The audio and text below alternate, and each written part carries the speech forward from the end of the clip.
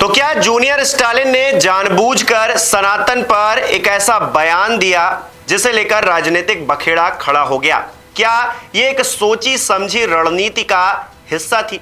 क्योंकि कहा तो यही जा रहा है, और इससे डीएमके की राजनीति किस तरह से प्रभावित हुई है या फिर आगे होने वाली है, चुनाव पर इसका क्या असर पड़ेगा, और इसके अलावा जो गठबंधन यानी कि इंडिया गठबंधन जिसका हिस्सा डीएमके है उस पर क्या फर्क पड़ने वाला है, जो संबंध बनाए गए हैं राजनीतिक तौर पर, क्या चुनाव में ये नुकसान या फिर फायदा पहुंचा सकते हैं?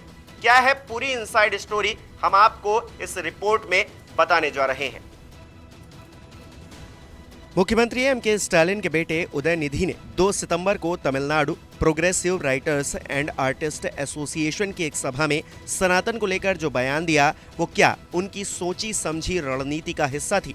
ये सवाल इसलिए क्योंकि कार्यक्रम में जूनियर स्टालिन पूरी तैयारी के साथ आए थे।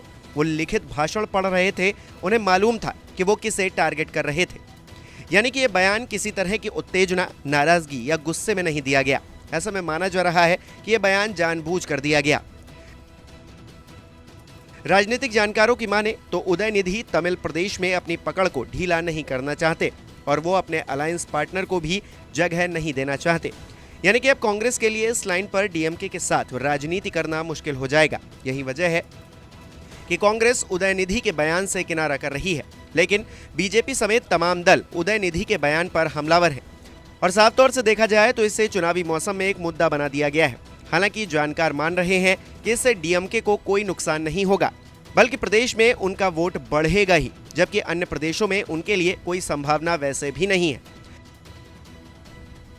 इस पूरे मसले पर उदयनिधि की सियासत को समझने के लिए उनके एक ट्वीट पर गौर करना होगा, जिसमें उन्होंने सफाई देते हुए पेरियार, अन्ना, कलैग्नार का जिक्र करते हुए कहा था कि उन्होंने कहीं नहीं कहा कि वो अंबेडकर के फॉलोअर हैं, क्योंकि उन्हें पता है कि अंबेडकर के द्वारा बनाए गए संविधान में ही धर्मनिरपेक्षता को शामिल किया गया है।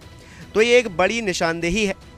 इन प्रदेशों में आर्य बनाम द्रविड़ का जो नैरेटिव रहा है वो बहुत ही मुखर तरीके से रहा है, लेकिन इस वक्त वो तूफान शांत है, जबकि इस बवंडर को हवा देने का काम उदयनिधि ने कर दिया है।